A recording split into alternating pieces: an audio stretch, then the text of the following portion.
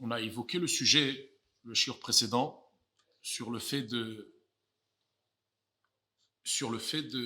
que Akadosh Baruch Hu, que Hashem Itbarach, il a donné les 10 commandements, et en donnant les 10 commandements, il a dit un terme en plus. Il a dit Daber Elokim et Kol Ha'edvarim Ha'ele. Dieu a dit toutes ces choses-là en faisant référence sur les commandements qu'il a cités.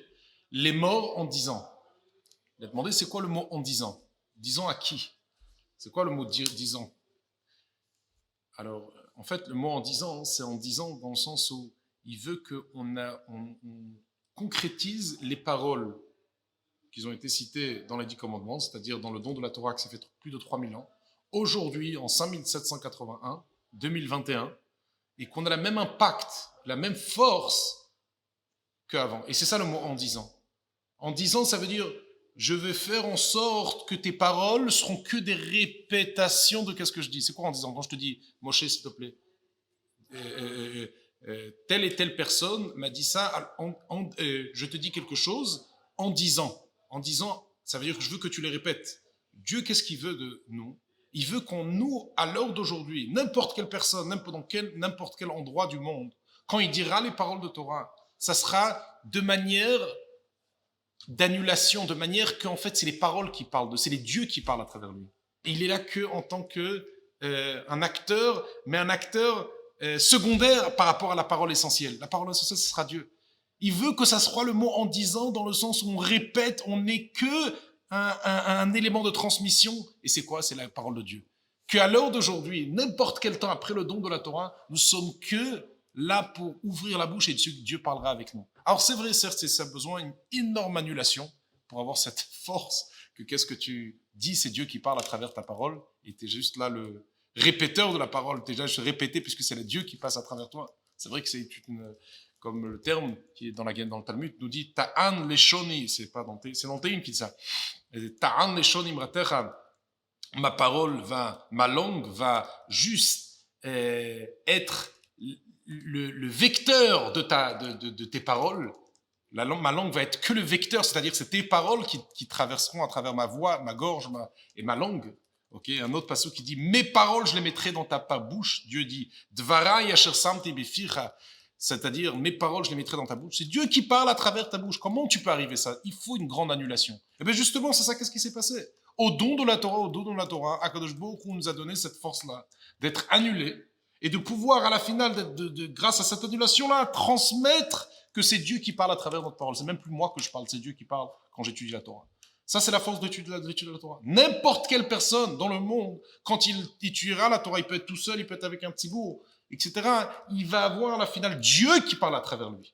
Ça va plus être lui qui parle, ça va être lui juste celui qui répète la parole de Dieu, puisque c'est Dieu qui parle. Ça, c'est la grandeur, ça, c'est la puissance qui a été transmise dans la Torah. Je veux juste noter une note, puisqu'il dit qu'il y a deux choses. Il y a que toi, tu transmets la parole de Dieu, mais c'est essentiellement la parole de Dieu qui passe à travers toi. Et ça, c'est ce qui a été transmis dans le don de la Torah, quand Dieu il a donné les 10 commandements. Mais il y a aussi quelque chose d'autre. Il y a que toi, tu déclenches la parole de Dieu. C'est pas que tu es juste le vecteur transmetteur, mais tu es le vecteur déclencheur. Et ça, c'est encore un autre inyan. Ça, c'est le Reb Marash qui ramène ça. Ça, c'est dans les mots, c'est pas dans le mot les morts, mais pardon, c'est aussi dans le même mot les morts. Dans les mots en disant, tu demandes à que Dieu parle. Daber Elokim et Kol Ha'edvarim Ha'ele, les morts, ça veut dire, il y a deux choses. Les morts, c'est que toi, c'est que Dieu, il veut que tu répètes, parce qu'en fait, il veut que même après, que chaque temps, à chaque instant, il veut que la parole que tu vas faire passer à travers toi, c'est juste de manière répétitive parce que c'est Dieu qui parle. Tu vas répéter les paroles de Dieu parce que c'est Dieu qui en fait est l'essentiel chez toi maintenant. Ok? Mais il y a une autre manière de les morts, c'est que les morts en disant, c'est pas que Dieu il te dit à toi que c'est toi qui transmets la parole, mais c'est toi qui demandes à Dieu que tu déclenches toi la parole de Dieu. Les morts, répète-toi après moi. Il y a que on est achar omer, il y a que toi tu répètes après celui qui dit, c'est-à-dire que c'est Dieu qui parle et toi tu juste es là, tu parles après lui, ok? Et il y a un autre inyan, il y a Kol HaKoreh, toute personne qui étudie, Akadosh Veshone, il lit et étudie, Akadosh Baruch Hu Koreh Veshone Kenegdo, Dieu, à ce moment-là, il fait de même de sa part. Il va lire et il va étudier. Ça, c'est déjà l'élément déclencheur. C'est pas l'élément qui est derrière Dieu et qui, à la finale, transmet la parole de Dieu, mais c'est Dieu qui parle à travers lui. Mais là, c'est toi qui déclenche Dieu. C'est deux degrés différents qui sont dans le mot les morts. Mais en tout cas, les morts, c'est quelque chose, c'est un lien avec Dieu extraordinaire. Parce que tu es en train de parler, c'est dans le mot les morts que tout se passe, en fait. Quand Dieu dit, je dis les choses, les morts en disant pour te dire, voilà, maintenant, je veux que tu sois juste un élément de connexion quand tu étudies la Torah. Mais c'est pas juste la Torah, c'est pas juste un cerveau, une compréhension, mais c'est un élément de connexion extrêmement élevé, puisque qu'est-ce que tu vas parler maintenant, c'est Dieu qui va se transmettre. Ça, c'est qu'est-ce qui a été donné, le don de la Torah. Mais quand tu réfléchis à ça, c'est extraordinaire en fait. Le Admor Azaken dit, mais c'est que quoi, que toi tu étudies maintenant, c'est Dieu qui passe à travers c'est Dieu que maintenant, c'est l'expérience divine complète, etc., qui se transmet dans l'étude de ta Torah. Quand tu comprends la Torah, c'est Dieu vraiment qui s'habille dans ton cerveau de manière pleine. Ta Neshama, elle a une connexion de fusion totale avec l'infinité de Dieu. C'est de l'infinité qui se transmet à travers toi. C'est un peu flippant, si on peut dire, de savoir que Dieu maintenant s'intègre à l'intérieur de toi dans toute son intégralité, et c'est lui l'acteur principal dans ton étude. C'est cette connexion qui est en train de se passer, que c'est toi et Dieu en fusion totale. Et bien il dit oui, quand tu penses à ça, si tu réfléchis à ça, tu rentres dans une très très grande peur, dans une grande crainte en étudiant la Torah. En prenant en considération que la parole, c'est la parole de Dieu qui est en train de se manifester dans ton étude. Quelle parole? La même parole qui a été donnée au don de la Torah, qui a été parlée à Moïse, à Moshe Rabbeinu. Cette parole-là est en train de se passer avec toi en étudiant la Torah. Et c'est pour cette raison-là que dans la Gemara, on dit, regarde dans la Torah, dans le Parashat Vaïtranan, c'est écrit, tu enseigneras à tes enfants. Et quoi? Tu enseigneras à tes enfants la Torah. Et tout de suite, il y a marqué le jour où tu étais dans le don de la Torah. Le jour où tu as vu comment Dieu il a donné la Torah.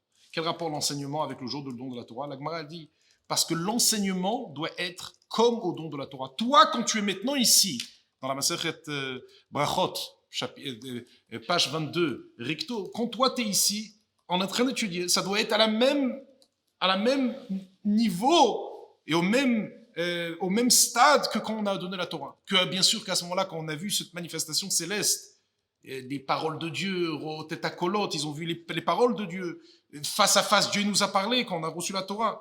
Aujourd'hui, on n'a pas ça, mais quand même, en prenant en considération que c'est ça qui est en train de se passer, même si tu ne le vois pas, mais quand tu étudies la Torah, cette manifestation, c'est divine qui est en train de se passer, Dieu lui-même est en train de s'intégrer dans ton cerveau et dans ta parole, alors à ce moment-là, bien sûr, tu arrives à une grande, grande crainte.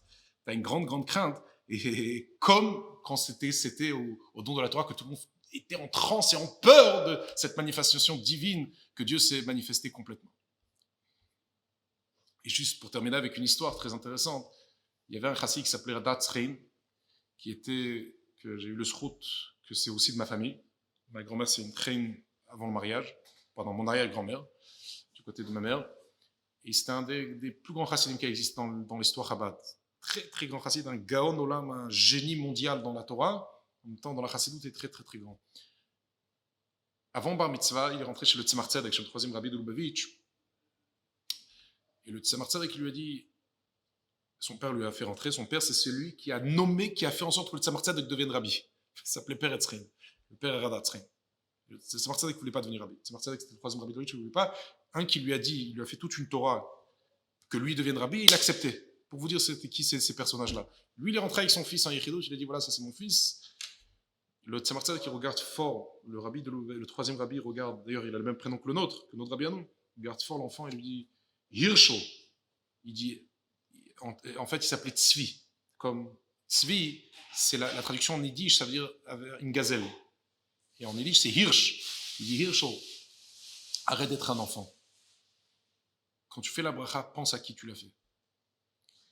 Toute sa vie, depuis ce moment-là, avant de faire la bracha, n'importe quelle bracha, il mettait les doigts sur le front, et un instant avant la bracha, il se posait comme ça, et après il faisait la bracha. Ça, c'est exactement le minyan. Penser, prendre conscience, qu'est-ce que tu es en train de faire. Quand tu étudies la Torah, c'est pas stable. Réfléchis, avec quoi tu t'accordes quand tu étudies la Torah. Et bien sûr, quand tu vas dans cette manière-là, les choses y sont de manière extraordinaire.